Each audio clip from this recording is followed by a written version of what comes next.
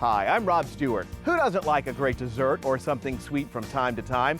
Coming up, we'll meet some farm folks delivering sweet, delicious treats.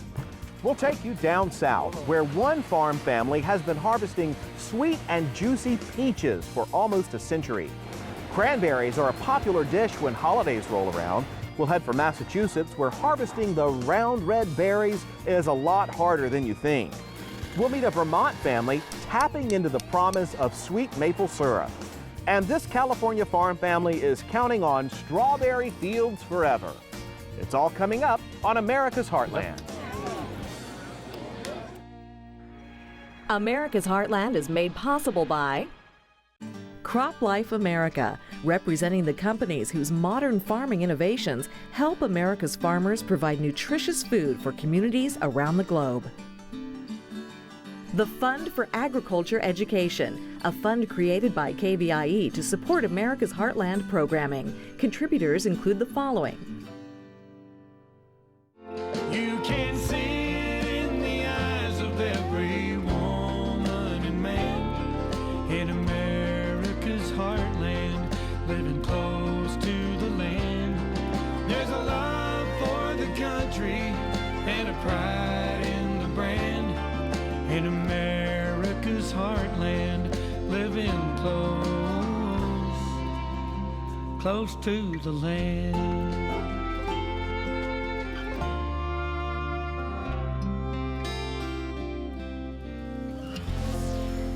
Hey there, thanks for joining us on America's Heartland. We all know that fruits and vegetables are important to a healthy diet, and it makes it easier to stick to that diet if our choices include something that tastes good. Well, the good news is that whether you're picking up fruit at the farmer's market, traveling to a you-pick farm, or reaching for peaches, plums, or pears at the supermarket, we're all eating more fruit than we did a generation back. The Department of Agriculture says that fresh fruit consumption, in particular, is up by more than 25% alone. And that figure could grow. Increasing numbers of farm-to-school programs and nationwide farm-to-table efforts are delivering more fresh fruits and vegetables directly to homes and schools. This is all good news to growers in the Heartland, whose farms and orchards are working to meet that demand. One of those farms is centered in the heart of South Carolina's peach country, run by a family that's been picking the sweet fruit for almost a century. It's the busiest week of the year at McLeod Farms in McBee, South Carolina. It's the height of the harvest, and there are ripe peaches everywhere you turn. Kemp McLeod calls these peaches Mac's Pride, and on this mid-July day, they're perfect for the picking. We'll pick them 5 times, over about 5 to 6 times, and we'll probably pick them over the next 10 days. We're trying to pick every peach that's ready, and because we got so many orchards to go. The McLeod fruit trees spread across miles of the Carolina countryside, 650 acres, with workers picking each piece of fruit by hand. I know what variety gets ready, I know what characteristics, and these fellows here have been with me 20 years, he knows what to look for. So everybody out here, they're tuned in on what we need to do. The McLeods grow more than 20 varieties of peaches. Kemp says the Windblow is the most popular peach in the South. About behind the man right there. The picking and packing to keep the fruit on the shelf demands coordination in growing and harvesting. Okay, watch your top. That's what we're looking for. This guy's doing a good job. A peach cannot be stored, so what we do is we grow different varieties to fit different ripening. So we have continuous flow of peaches. I see. So we try to pick a peach that will crop, consistently, has good shelf life, that can work. Off the tree, containers of the peaches will roll down the road to the McLeod packing house. The peaches will be sent through a cold water bath to cool them from the field heat. They'll be sorted by shape and size, then packed and shipped. How many peaches can move through here in a day? Roughly about 700 bins can be picked a day, and we also can pack about 10,000 boxes per day, and that's 500,000 peaches. Kemp's son, Spencer, returned to the farm after college and oversees the packing house operations. Much of the fruit will go from field to consumer in less than 24 hours. Spencer, why did you pull this one out of the batch? This one's ready to eat. It's ripe. It's a little bit soft. That's the way I like to eat my peaches. Sometimes the peaches can be firm when they're at the grocery store. You want to give that a chance to ripen up, and that's when I like to have it. Set it out. Don't put it in the refrigerator. South Carolina is the #1 state for peach production in the South. The McLeod peaches will ship all across the country and even into Canada. They are ripe and ready to go. Yes, sir. These are ripe peaches, wind blows, and they're ready to eat right now. We're going to take these straight to our store, put them on the shelf, ready for people to make a pie or eat fresh. What do people say to you about why they keep coming back for this? Well, you got to have a good peach. You got to make a good product. If it looks pretty, you know, that'll sell it the first time. But if it tastes good, everybody's going to come back. Those peaches, headed for the McLeod retail outlet, are popular with customers from all across the region. They show up here to purchase peaches, peach cobbler, peach pie, peach ice cream. You've tasted them from other places? Georgia. From Georgia? And of course, the Georgia peach is supposed to be the best peach, but we would have to say these peaches, they're better. What is the appeal? Why come, for some people, far to eat this? Well, it's fresh and it's homegrown, and you know, it's in Chesterfield County. We love it. Does homegrown matter to you, Susie? Yeah, Why? because it supports our state and our local businesses and those sorts of things. So it's more than just good flavor for you, it's knowing that you're supporting your roots. The roots and the businesses and the families and all that participate in it. All right, well, taste it. Taste it. Have you had any? Not unless you're sharing. You took food. All right, I'm gonna have a bite of yours. May I? I see why you drive all the way over here. Nice to see you. That fresh-picked flavor is part of the pride for the McLeods. Pride in a product that has deep roots in these fields and this community. Kemp is the 4th generation of McLeod farmers, young Spencer the 5th. I look at your hat and it says Max Pride. Right. What is that pride to you? Well, I mean, it's my life. You know, it's our family life. You know, it's our family. It's the farm is our family, and our family is the farm. You think your daddy would be proud? I think Dad would be very proud.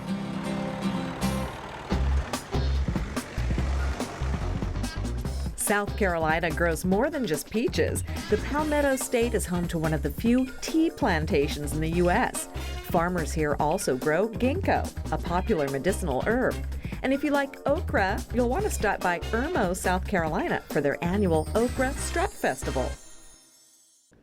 A lot of us would agree that holidays like Thanksgiving wouldn't be the same without cranberries. Whether you like them jellied or whole, the colorful fruit is the perfect addition to the meal. And if you want a fruit that's truly American, look no further than the cranberry. The red berries were being used for food and fabric dyes long before the first European settlers arrived. Our Sarah Gardner says cranberries have been part of both American history and the history of one particular family. We landed with the Mayflower in 1620, and the surname Walker came in 1635, and my mother's family landed in 1632. That's hundreds of years of a tradition. Annie Walker is the owner of Annie's Crannies Cranberry Farm on Massachusetts Cape Cod. It's a unique farming operation dating back before the American Revolution. With the exception of 36 years, this land has only been worked by the Nabscusset Indian tribe, the Hall family, and the Walker family. A number of native varieties of cranberries grow in the wetland bogs of Massachusetts. The state has some 14,000 acres devoted to the bright red fruit. What I grow is called Howes, H-O-W-E-S. The Howesberry was cross-pollinated and cultivated on Scargo Lake here in Dennis in 1847. So when it came time for me to renovate the bog, I chose to plant Howesberries because it's native to here. Cranberry production here is so rooted in antiquity that even crop yields are measured differently. No bushels here, Think instead of barrels, like those found on old sailing ships. A barrel is approximately 100 pounds. I think the average for house is about 120 barrels an acre. And on my best year, I've grown over 450 barrels to the acre of house. There are two methods of harvesting cranberries, wet pick and dry pick. The wet picked cranberries represent about 95% of all the cranberries grown in Massachusetts. They're ultimately going to be used in juice, sauce, sweetened dried cranberries, those sort of products. And it's a 3-day process. The first day they flood the bog, then they drive out with harvest machines, and they literally knock the cranberries off the vines. They float to the surface because they have air pockets inside of them. And then the third part of it, they corral the fruit and pump it off of the bog into the trucks. Annie, who prefers selling cranberries as fresh fruit, employs the dry pick method using a motorized walk-behind harvester. It's got teeth on the front, which is like combing your hair. So when you dry pick, you always go in the same direction, around clockwise, and the paddles push the berries up into a burlap bag. She also uses a two-handed comb scoop for the edges of the bog. This scoop is from about 1950. It weighs about 3 pounds, empty. And that's all I do. So I go ahead and scoop the edges and rock it forward and pull forward. What it does is it leaves the vine, it pulls up all the runners, and then I go back and I hand prune this with a pruning rake to get rid of these runners. The crop eventually makes its way to a separator, this one built more than 100 years ago. This is still how they do them in market, is through these separators. There's been nothing new invented since 1905. When they go in the separator, there's bounce boards. A good dry berry bounces. They have chances to hit the board and bounce forward. If they hit the board and it doesn't bounce forward, it will drop to the rotten bins in the bottom. Those actually become juice. So we check the front. This looks like a happy hive. Let's see if they're happy. With bees necessary to pollinate the cranberry crop, Annie maintains hives all around her bogs. If the bees don't kiss the flowers, we don't get cranberries. It's that simple. In addition to established honeybee colonies, farmers here are attracting native bees, butterflies, and other pollinators by growing certain kinds of wildflowers. Because you don't want plants that are going to compete and be a pest on the bogs. You also don't want them to be in bloom when the cranberries are in bloom. The bees are happy, we're happy, because they have to pollinate the food source. So if this helps get them through the winter, this will give them a fall honey source for the winter. Then next spring, summer, when my bog is in full bloom, in the end of June through mid-July, then the bees will be happy, they'll stay here and they'll go out on the bog. The best part of this experience is that I'm able to save something that my grandfather, great-grandfather, great-great-grandfather did and pass it on to the next generation. The best day of the year for me is a Labor Day party where the whole family comes and partakes. And that's sharing it with the family is the best.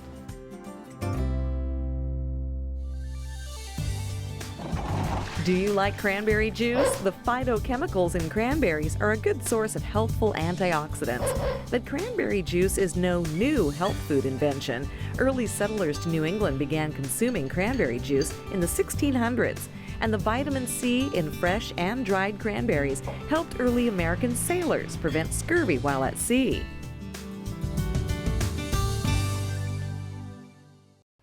We picked some sweet, juicy peaches earlier. Let's serve up another sweet farm product that comes from a tree. Now, this is not something that you pick like an apple or an orange. Like the cranberry, it has a place in American history, and it's definitely something you'll want on your breakfast table if pancakes or waffles are coming your way.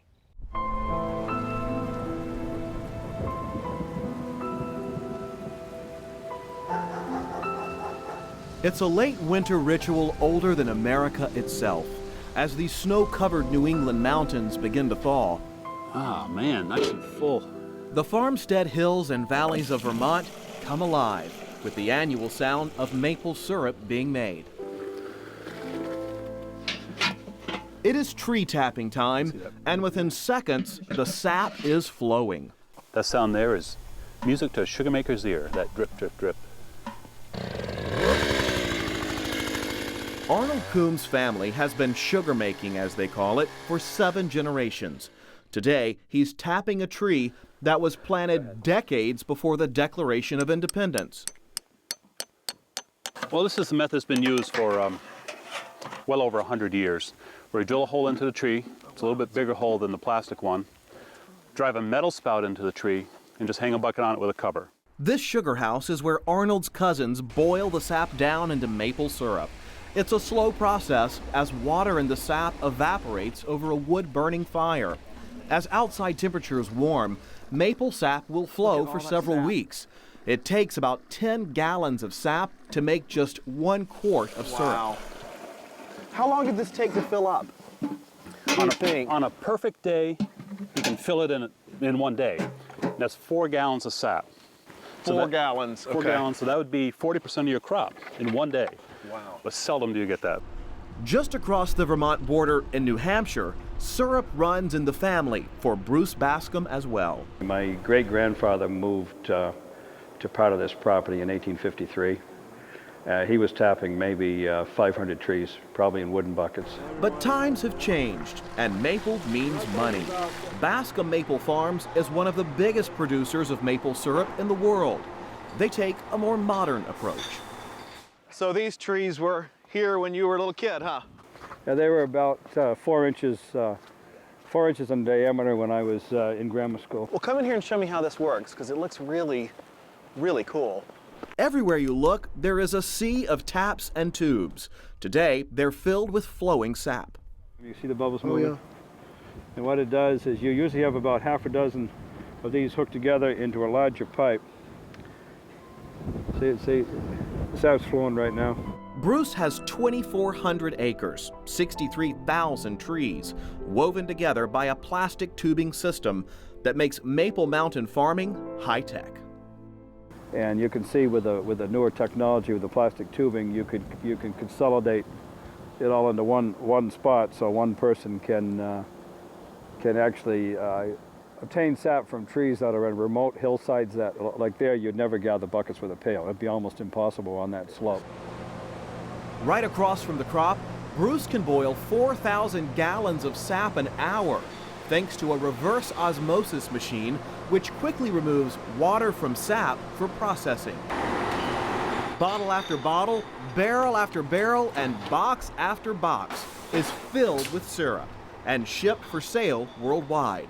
The push for this product is on. What's happened is the demand in Asia, like Japan, Korea, China, all through Europe, demand in the United States is way up. And so it's a specialty crop that they can't make in the other countries. Translation, a cash crop. The beginning of the 21st century brought a rise in price per gallon. The sweet success has us in the mood for some tasting. You have to drink it all the way down, you know. Whatever's left, we'll let him eat. This is my official grading. Man, that is delicious. Bruce grades each barrel with this device he calls his color comparator. But Bruce can even walk into a room and smell the grade of syrup. I imagine you've had quite a few sugar highs. Well, you can taste several hundred barrels in a day, but you don't want to break for lunch. It works good to sit down after about 15 minutes, have a glass of water, have a pickle, something that's sour. There is nothing sour about this booming maple industry that is branching out across New England and Canada with liquid gold. But it all began with a tree, something Arnold Coombs never forgets. As a sugar maker, do you feel a connection with these trees? Oh, I do. Especially there's an older tree out back, and every time I tap it, I just kind of give it a pat, you know, and every time I gather, it's like, oh, thank you. And, you know, they're giving up some sap for us, so I do appreciate that. Although maple trees grow in Europe, Europeans were unaware of the potential uses of the sweet sap until colonists learned how to tap the trees from Native Americans. When Britain imposed heavy taxes on sugar, the maple sweetener became even more popular. If you took a survey on favorite desserts, strawberries would certainly be near the top of the list. Think about it: strawberry shortcake, strawberry tarts, strawberry pie. Team up strawberries with rhubarb or lemon and you have even more choices. Well, Arakiba Howard takes us to California, where one farm family sees a sweet future in raising these ripe red berries.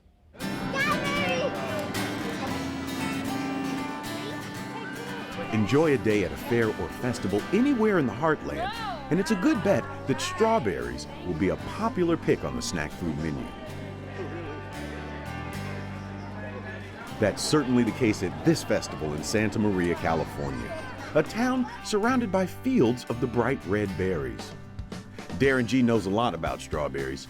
He's been growing them for more than 25 years. I think we did over 100 pallets for them on Tuesday. Darren and his brothers raise hundreds of acres of strawberries with the help of some 1,200 employees. Everyone has a very important part to play, regardless of what portion of the business they're involved in. If they can do that to the best of their ability, they're going to help everyone else.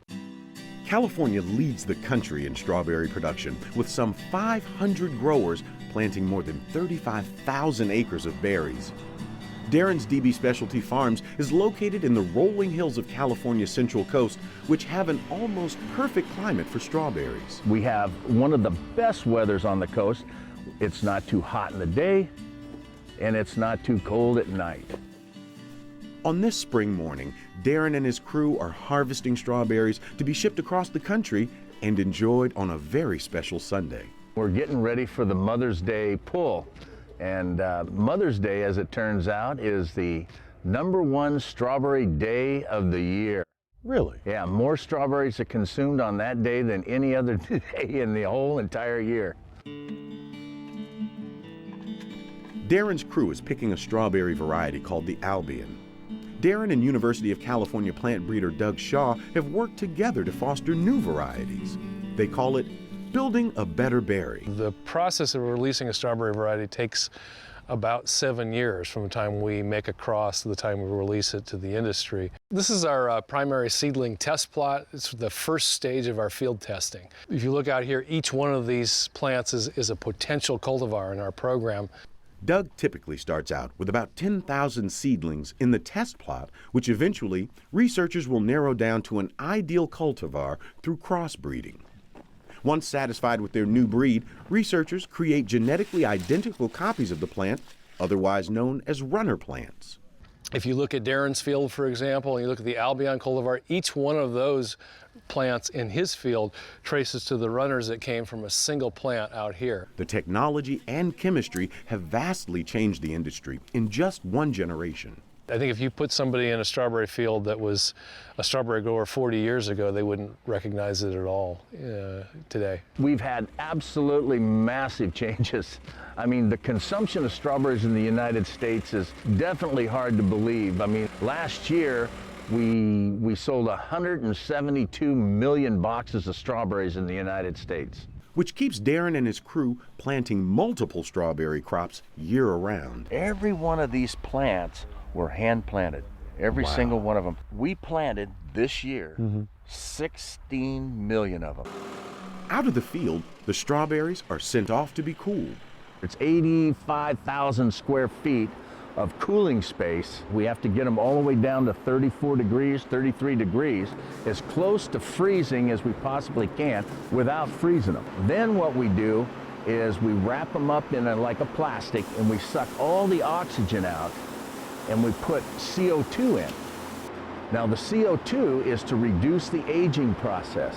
And from there they make their way to grocery stores as well as being shipped overseas. California Giant markets these strawberries all over the United States, Canada, and we're scheduled to go into France sometime mid-May. Research, planting, harvests, and sales. Challenges faced by farmers here and all across the Heartland. It's the challenge of dealing with nature and being successful at it, because she's really competitive. And then having a product that people can eat and enjoy, and that's actually nutritious. I love strawberries. Lots of sweet and tasty things on the show this week. I am ready for dessert.